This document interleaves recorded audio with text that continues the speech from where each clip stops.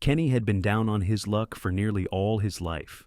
Mean siblings, a father who resented him, very bad teeth, and a dire financial situation. But when his father suddenly passed away and unexpectedly leaves him something in his will, Kenny has hope again. Until he finds out that it is just the old family caravan, something his siblings find hilarious. But when Kenny finds there is actually something inside the caravan, he ends up having the last laugh. When Kenny finally got to the caravan, he discovered that it was even a bigger piece of trash than he remembered. The wheels were nearly falling off this thing, and he doubted if he could even bring this with him. He just hoped the inside was in at least a little better shape. When he opened the door, he quickly learned that this was not the case, but it also became obvious that this did not matter, as there was something else in the caravan that immediately caught Kenny's attention. Kenny could barely believe what his late father had done. All his siblings were laughing at him when he got the caravan, and now he was going to show them. But what did Kenny find inside the caravan? Why was this the only thing his father left him, and how would his siblings react to the find? Kenny was the black sheep of the family, or at least, that's how his family treated him. All of his brothers and sisters had found their success early in life. They had money, friends, family, and most of all, they all shared a mild dislike for Kenny. But things were about to change. Kenny had struggled from the beginning. As soon as he left home, it was one place to the next. He was currently unemployed and was jumping from job to job. Most of the time, he slept on a friend's couch, and when he could get a place for a while, it always fell through. Kenny was just full of bad luck. His siblings weren't kind to Kenny at all. He didn't like to ask them for help, but when it came down to it, he needed to do it. When he asked for a bit of money or even a couch to sleep on, they all laughed in his face and told him to go away. It was like he wasn't family at all, but his siblings weren't the only family Kenny had. It wasn't that Kenny was just followed by bad luck, but he also had terrible teeth. Kenny blamed his teeth for holding him back in life. He had tried saving up to get them fixed, but other things always came up, and his siblings would never help him out. Where would Kenny turn to for help? Kenny still had his father, but he had always promised himself that he would never ask his father for help, that he wouldn't even go to see him unless he absolutely had to. It was true that Kenny and his father had a very strained relationship, but Kenny didn't really have any other choice. The reason that Kenny and his father didn't get along was because of Kenny's siblings. He was sure that his father had a preference for his siblings over him. After all, they were good students, found good jobs, and had perfect teeth. Kenny just knew that he was the least favorite child. Or was he? Kenny hadn't seen his father in 2 years. In truth, he wasn't sure that he would even answer his phone when Kenny made the phone call. It turned out that this fear was completely justified, but not exactly for the reason that Kenny thought. This phone call would come as a shock to Kenny. After a lot of debate, Kenny finally made the call, but when they picked up, it wasn't his dad who answered. It was a woman's voice. It made Kenny question if he had the right number. Maybe his dad had changed it. After all, it had been 2 years. Either way, Kenny was confused. Kenny talked to the woman, and she introduced herself as his aunt. Kenny vaguely remembered her from when he was a kid. He asked why she had answered the phone and where his dad was. This was when his aunt had some bad news that Kenny wasn't prepared for. As it were, Kenny's father had passed away just a few days ago. Kenny's dad was sick, and since Kenny hadn't talked to him, he had no clue about it. His dad had been in the hospital for over a month when his body gave up a couple of days prior. Kenny didn't know how to feel. But there was more news to come. Kenny's aunt told him that all of his siblings had already known about this and didn't tell him.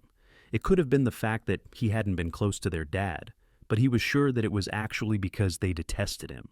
They had always been awful to him, but it was still hurtful to find out that they knew and didn't tell him. In truth, Kenny had tried not to think about his dad for the last 2 years. Even when Kenny was at his lowest, homeless or broke or both, he had never thought about going to his dad until recently. But Kenny was still sure that his father didn't care about him, but it turned out that his father was thinking about him. While talking to his aunt, she told Kenny that he was in the will, that his father had left something to him. She didn't tell him exactly what he'd gotten from his father, but she did invite him to the funeral, which was taking place in 2 days. How had he not heard about all of this sooner? The funeral was happening so fast. As it turned out, Kenny had been invited to the funeral, but it was one of his brothers who was in charge of sending out the invitation, and of course, he hadn't sent one to Kenny. After all, Kenny wasn't welcome in the family. But his aunt found out about the invites and was going to call Kenny anyways. Maybe he did have some luck. Kenny wasn't sure he should go to the funeral. His siblings clearly didn't want him there, but his dad had remembered him in the will. That had to mean something, that maybe his father had continued to think about him all this time. Even though they hadn't talked in 2 years, Kenny had to come to a decision. Kenny decided it was the least he could do for his father. After all, he was his dad, and even though he'd shown more attention to his siblings, he had occasionally looked out for Kenny. 2 days later, Kenny was ready to go, but how was he going to face his siblings at the funeral? His siblings were more than surprised when Kenny showed up at the funeral. They didn't know that their aunt had invited him. They were even more shocked to find out that Kenny had been mentioned in the will. The siblings had planned to go to the attorney after the funeral to discuss the will, and now Kenny would be going too. They didn't want to invite Kenny along to go see the attorney, but they didn't have a choice. He was supposedly in the will, and they had to know for sure. And even more, they needed to know how much of their inheritance Kenny would be receiving. In their eyes, he should be getting nothing. But that wasn't how his father had planned it. As it was, they were all very happy when they found out what Kenny had inherited. The other 4 siblings had each gotten a fair share of the family's fortune. Some of them got cars and others houses, and each of them got straight cash and other valuables. It seemed that everything had been given to them, but that wasn't so. Kenny had been left their old family camper. It was old, rusty, and it was definitely falling apart. Of course, that wasn't how it was when the family had taken trips in it, but Kenny didn't like to think about these trips. In the end, Kenny's siblings were more than happy that he'd only been left the camper. But Kenny was furious. Kenny hated the camper for more than one reason.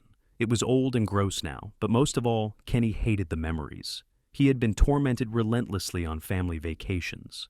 His siblings would lock him inside for whole days at a time when they went out to do fun activities, and Kenny had never forgotten. Kenny thought about refusing the inheritance altogether. After all, the camper was full of awful memories, and he didn't want to face that, but he couldn't turn it down in front of his siblings. He had to show them that he was a part of the family, and maybe the camper could be of some help to him. Kenny was in a bad state financially. He was homeless and broke. His friends were getting tired of sharing their couches, and he knew that he was losing everything he had quickly. At least the camper could be of use. He could live in it, or at least sleep there while he tried to get work. It was better than nothing, and it was going to get better. The camper was left in a storage unit. Kenny had a week to get it out of there. If he didn't, the storage company would bill him for storage costs, and Kenny certainly couldn't afford that. Her needed to come up with a plan and decided to enlist a friend of his. Kenny convinced the friend, who actually had a car suited to pull a Caravan, to drive him to the storage unit and help him pick the Caravan up.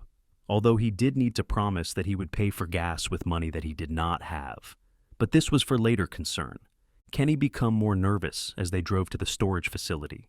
What would the camper look like? He couldn't imagine that his dad would take care of it. It was an older model, and the last time Kenny was in it, the camper was already falling apart. All he could do was wait to see it and make his judgment then. Unfortunately, Kenny's fears were right. Talking to the attendant at the storage facility, he knew that the camper was in bad shape. The man even laughed at him when Kenny told him what locker they needed to get into. This wasn't a good sign, but Kenny didn't have a choice.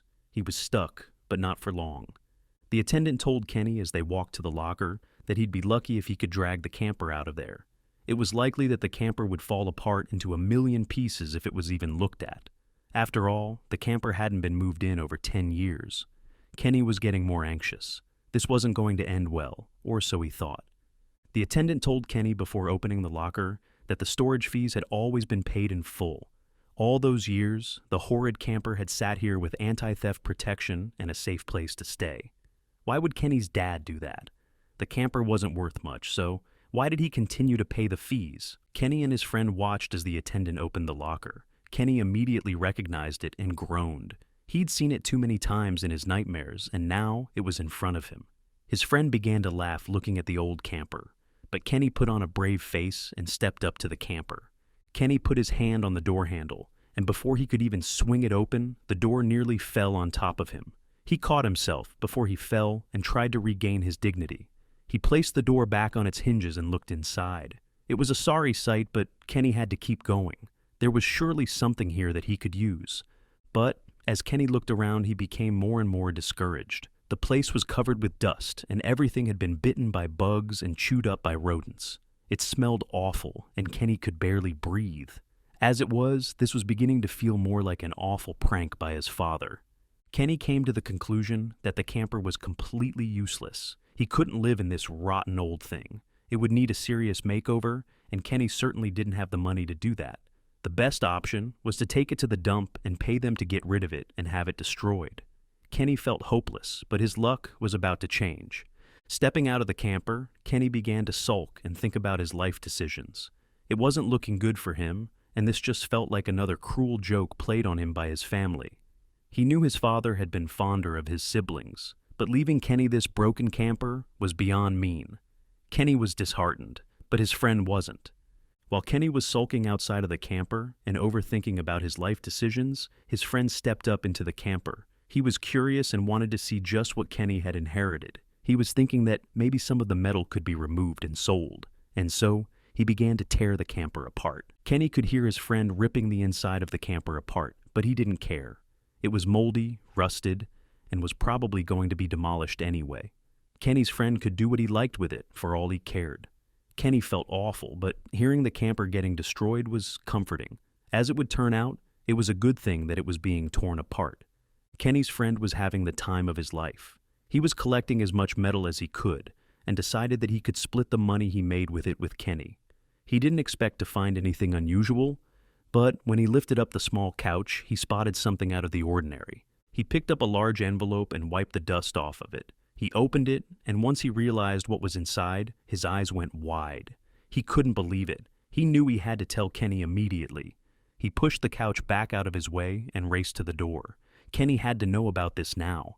Kenny was shocked when his friend came running out of the camper. He was shaking an envelope and shouting that Kenny's father had been looking out for him.